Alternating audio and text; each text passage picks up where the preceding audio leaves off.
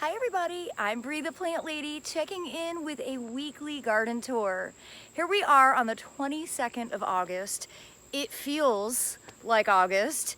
It is so incredibly hot and humid. I have no idea why I put mascara on because it's already running and I've only been outside for a few minutes. And the garden is really responding. It's amazing how these, summer heat-loving plants thrive when temperatures are hot and humid. We've been getting huge thunderstorms at night, which admittedly are disruptive and kind of scary because we've had like really close lightning strikes.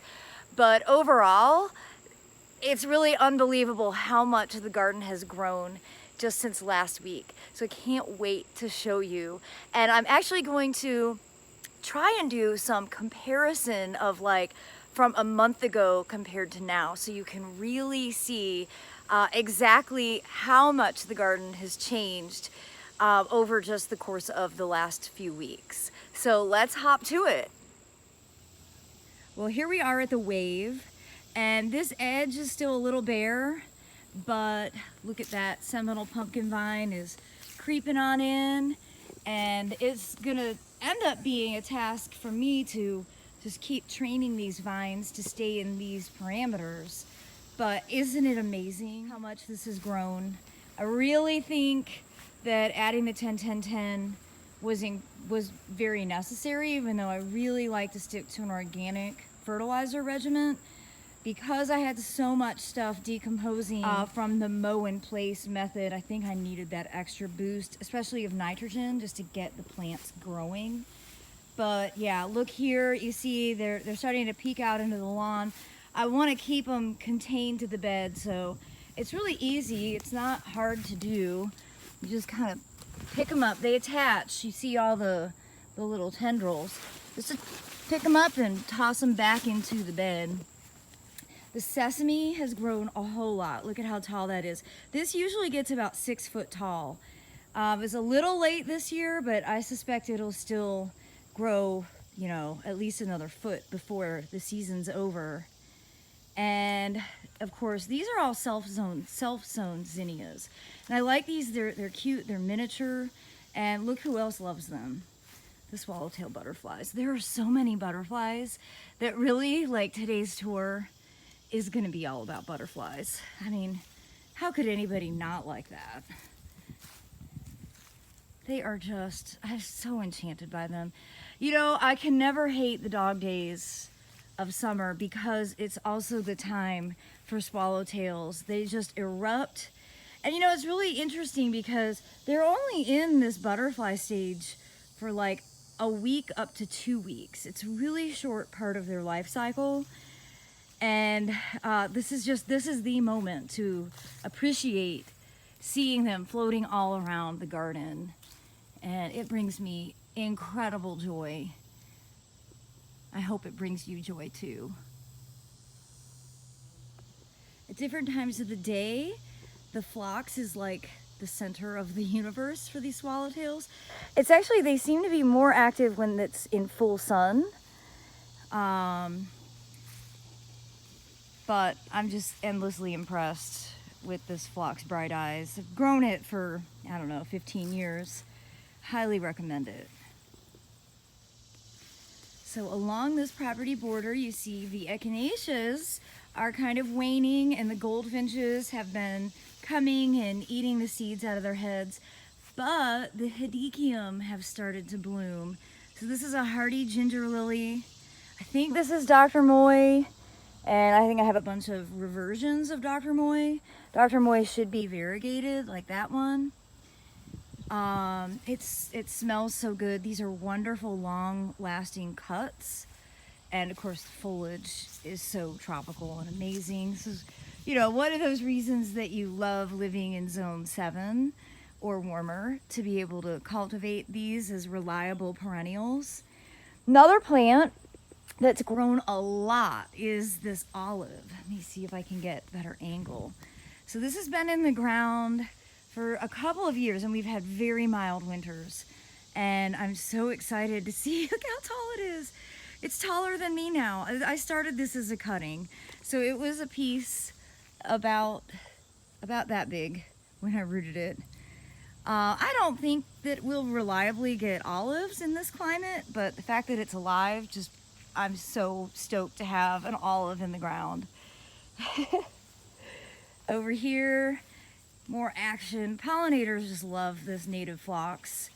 I mean, there's a million great varieties, and there are times when I have been really irritated with this one, Bright Eyes, because it spreads so vigorously. But this is the time of year where I forgive it for all of its other behaviors, and I just can't imagine gardening without it.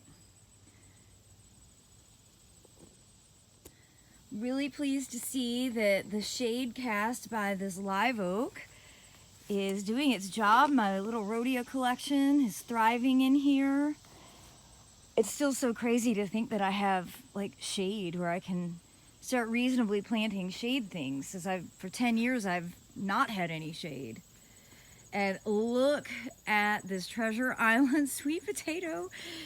It is totally filled in this space. So awesome for my bedroom window, which is right there, with that succulent window box that is zero maintenance. I haven't watered it since like June. That mangave in the middle is Pineapple Express, and it's so nice. You know, I've had that window box planted for like 6 years, and I just bring it into my heated shed in the winter and don't water it. And I highly, highly, highly recommend window boxes full of succulents. But look at that sweet potato. I have some training to do here. I, of course, don't want it to get run over with a lawnmower. So no big deal. I'll just, you know, pull those vines back into the bed and wait until you see the foundation bed. It's totally filled in. Heat and fertilizer, the two tickets for success. I'm so happy. You know, even 2 weeks ago, there were a lot of holes in this bed, and now you can't really see much open space at all, just a little bit right here, and I bet by next week that'll be filled in. It's actually been really fun because I've had huge populations of mushrooms, and I think that's because of all the material that's breaking down that was planted, you know, winter, spring. And my first floret flower, Dahlia, has opened. I grew these from seed, and there it is. I think it's so pretty. There's 18 of these planted in here, so hopefully in the coming weeks lots and lots more will open. And yeah, I'm really pleased. This is exactly what I was hoping that it would grow into, and I had a few moments this year where it didn't seem like it was gonna happen, but now it is. Look at those Thailand Giants. I don't think the leaves are going to get quite as big as the Prius, but they certainly do a great job of concealing the cars in the driveway when I take pictures. And I like that.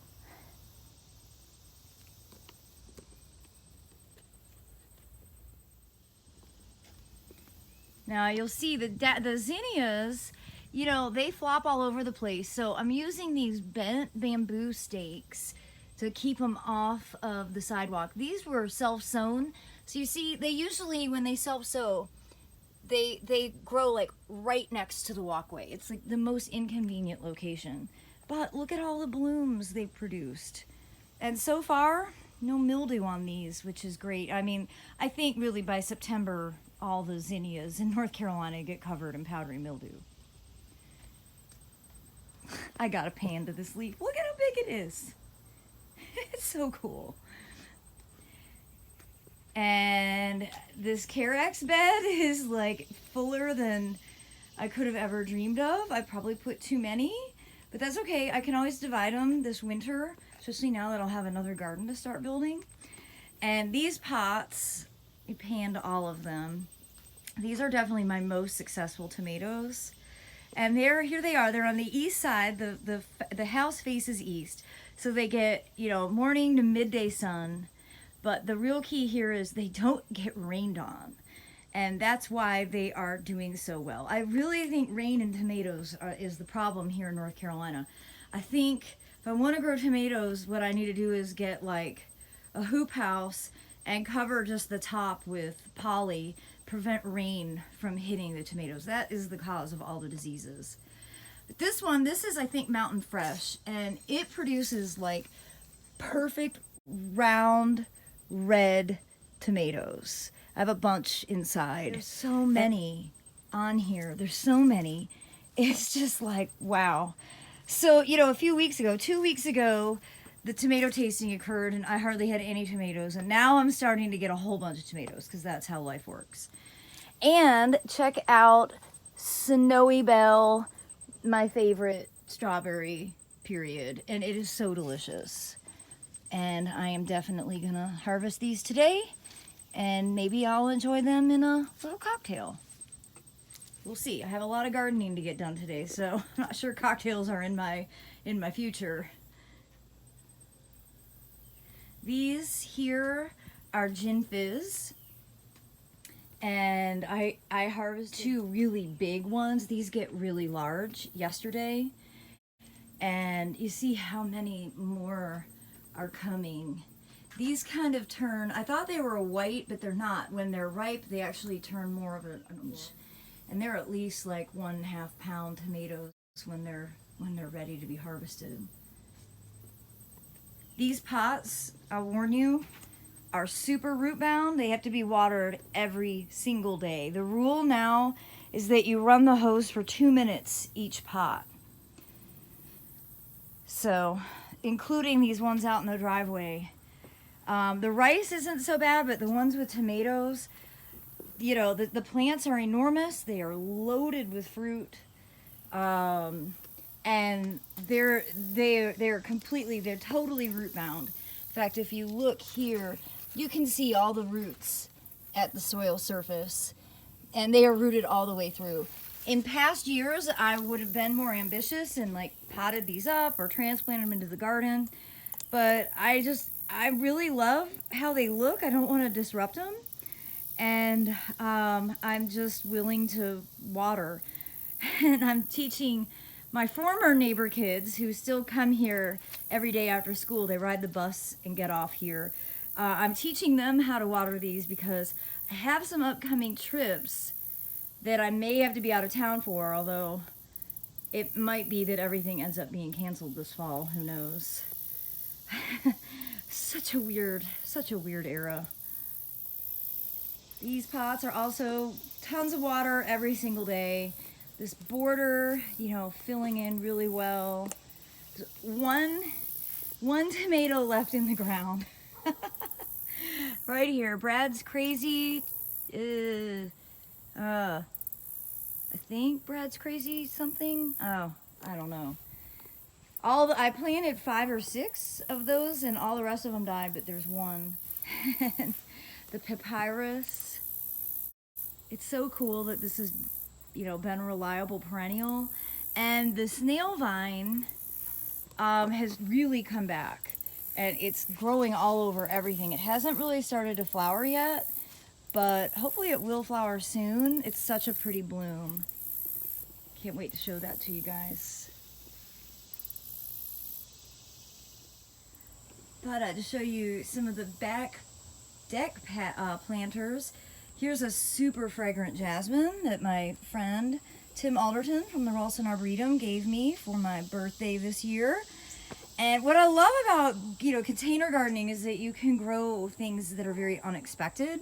So, you know, here I have a natives carnivorous bog adjacent to a succulents window box with rice planted in a pot with no holes adjacent.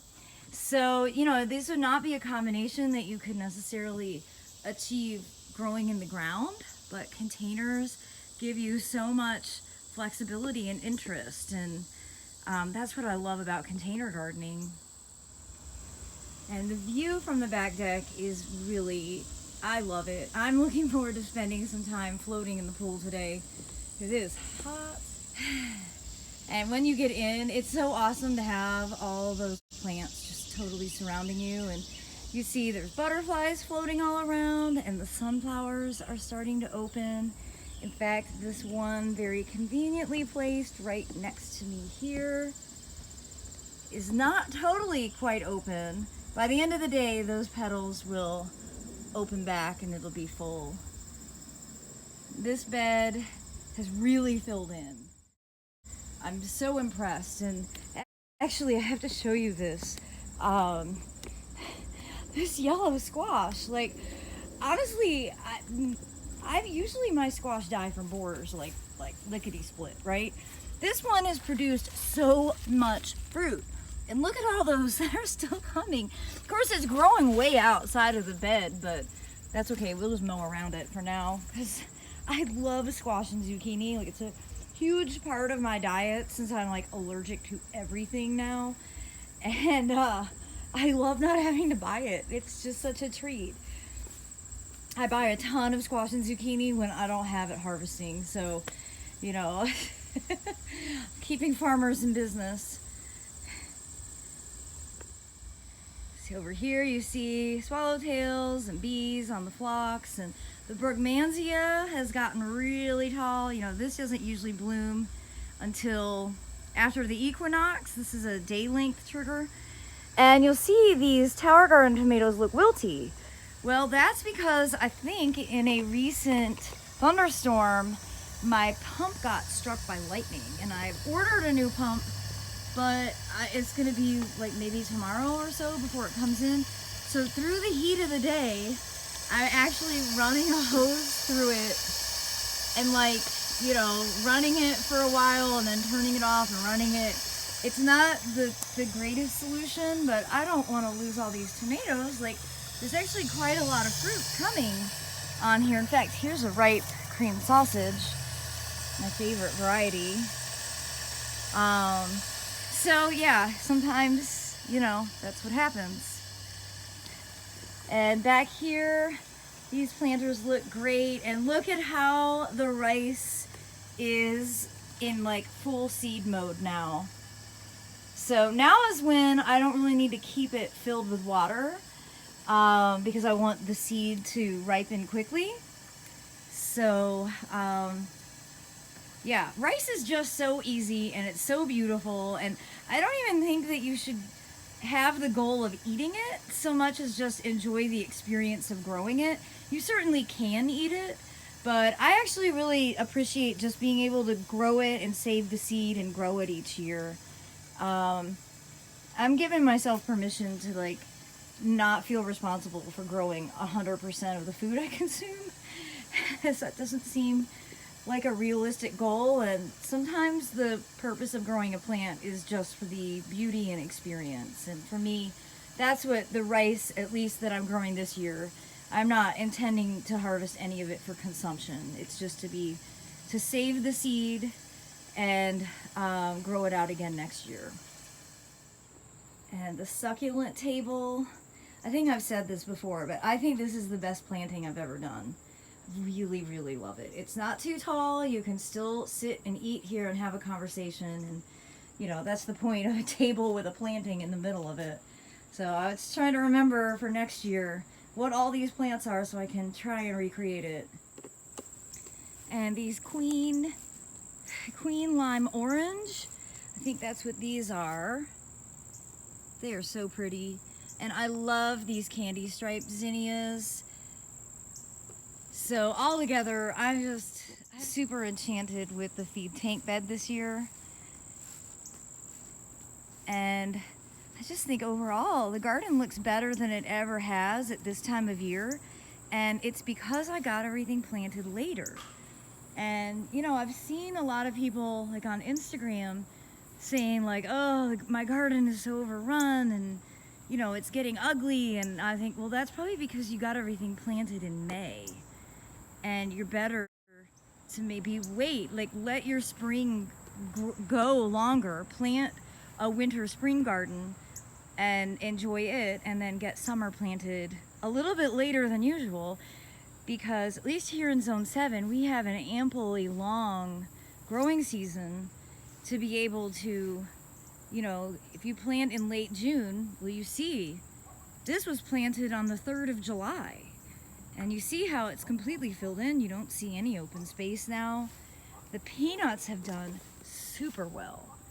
I'm so thrilled about that. I love harvesting my own peanuts. The buckwheat is absolutely teeming with pollinators. I mean, it's just like a non-stop nectar buffet. It's awesome to see. And you can see the white seeded sesame here, which has a much whiter flower compared to the dark seeded sesame, which is out front. And I have some Goldilocks squash that I've never grown, and I'm really happy about. These are like little round balls. So I was hoping to let this get a little bigger, but it does look like insects are starting to bore in. So I'll probably have to harvest that. Just go ahead and eat it for lunch. Now, the seminal pumpkin is growing like crazy. I've got to train this giant one to go up. Have quite a few. Look, there's one up there that's just about reaching into the peach tree. So remember, I think I said last week, my goal is to have pumpkins dangling out of the peach. Since the peach, you know, which is just a peach pit that grew out of the compost pile. Let me show you this if you didn't see earlier videos. It's enormous. This is my kitchen scrap compost pile, which I don't really use it because it doesn't get hot enough, so it doesn't like kill seeds. You see tomatoes coming out of it. And, I mean, I'll now and again excavate some soil out of the bottom, but this isn't meant to be something that I dig out of. It's just a place for me to store, you know, kitchen scraps and garden stuff. But that peach grew from like a peach that, you know, I bought at the farmer's market. And it did have fruit on it, but none of them stayed on. So I'm still charmed by it. And you see my pumpkin patch back here is so completely filled in, and the pumpkins are just growing all up through. This is what the seminal pumpkin likes to do. It seems to be a climber through trees and shrubs. So I'm just gonna let it do its thing. Now, of course, next year, I won't have all this property screening because all of this will be ours too. And I haven't figured out the landscape design at all, other than having big dreams. I'm getting ready to start master plan drawing the two properties together. I still want to keep them distinctly separate, but such a cool opportunity. I am so excited and grateful, and just something new to focus time and energy on, because, you know, since the pandemic hit in 2020, my career has just kind of done nothing, and it's frustrating because I've put a lot of effort into, you know, trying to do something and be successful. So it's just nice to have something new to focus on.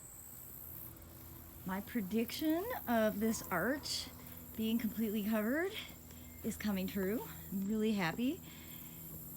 The sweet potato vine, this is from the Treasure Island series, is really well suited for this. I mean, it takes like 2 or 3 minutes every day just to secure the vines on, but overall it looks really cool.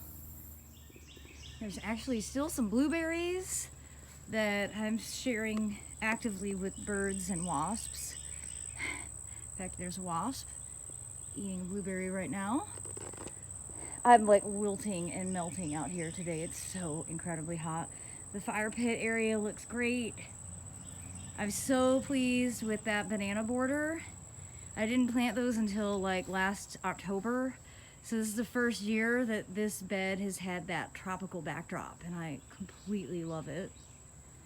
And still no ripe figs, but there are fruit. So I'm gonna keep my fingers crossed, but you see they're just as green as can be. They sure take up a lot of space for not producing a lot. And the greenhouse, I've neglected to get a lot of the cucumbers this week because I was busy doing home renovation, so more seed. And I am gonna do a video today on cool season veggies. You can see that I did not keep up with the BT this week because we've had so much rain, and the stupid cabbage worms have come in and done what they do, which is eat them to nothing. So I'm gonna get all of these planted. I'm gonna get a lot of this stuff transplanted or put outside into full sun so that it'll grow a little faster. I'm gonna treat all the brassicas with BT today. And I'm gonna start another round of seedlings. So stay tuned for a cool season seeding, transplanting video. Don't worry, Bree the plant lady is still the plant lady. These renovations are very short term. And this side of the greenhouse, the tomatoes over here are finally starting to ripen. Oh, here's one, fell off. This is, I think, White Beauty. Oh, insects got it. And that's a really tasty variety. Oh my gosh, you guys, the sweat is like getting into my eyes and stinging. It is so incredibly hot today. Golly. Might not be the best day to do a cool season vegetable planting. Everything in here is looking good. This transplanted Akabono Edgeworthia is doing better. I think though it's got nematodes because I had this planted in the ground, and you know, it should have foliage up and down the stems, and it doesn't. Yeah, my native soil is kind of poisoned. I'll give you a look at these. Now there's some tomatoes that are starting to die, I think from late wilt, because we've been getting a lot of rain. You can see it occurring here. Tomatoes are just the stupidest thing. Like, they get rain and they die. It's just, oh God.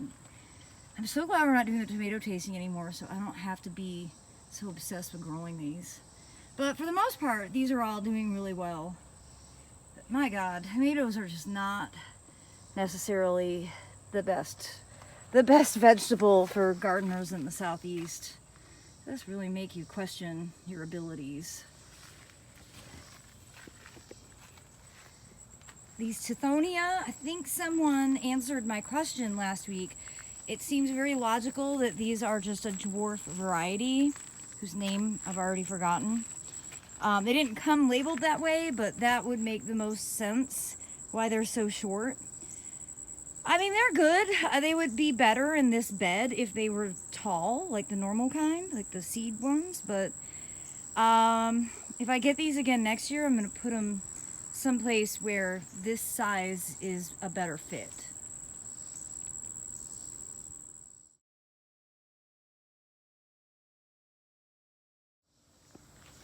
And this garage peninsula bed, this just, it makes me so happy. I see it from the kitchen window. It's colorful. It's constantly filled with swallowtails. I haven't seen as many monarchs this week, and I haven't seen any monarch caterpillars, which really annoys me considering how many milkweeds I have planted.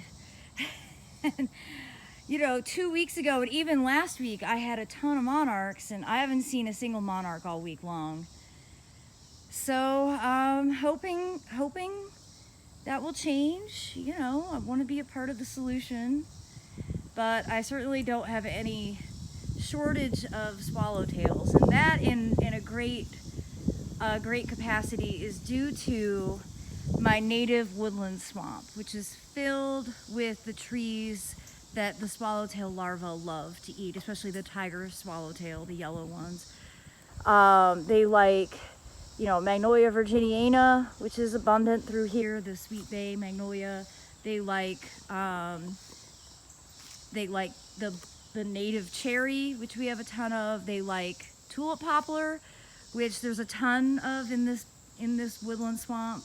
So this is a great example of why native trees, you know, whether you have them purposely in your landscape or you have them adjacent, you know, either in a property you own or not, it's just a great example of how important they are for the long-term success of the ecosystems in which we are developing. And I wanted to show you this funny, I haven't put any compost back in these borders since the tree came out, because the goal is to you know, get these compost piles shoved back farther and make it so there's a better water flow when it's really wet. But I thought it was so funny I had to show you these ground cherries. These are all seeded. So these have just like come from the front of the property where I've grown them over the years. And these have all just started growing because they're in so much sun now. And then look at the seminal pumpkin that volunteered. It's literally growing from back there, way back there in the wet area, coming all the way out here to the front of the border.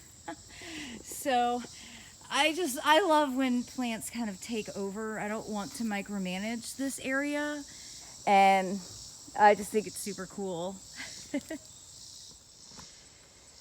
Well, I think it's time for me to cool off in the feed tank because I am soaking wet from sweat. It's incredibly hot today. And I thank you all so much for watching. I look forward to sharing so many more gardening videos in the coming months. But I just want to make the caveat that the whole way I garden is so that I'm not having to do constant maintenance. And so I really enjoy these downtimes when I'm not having to come out. I plant densely, there's no weed pressure.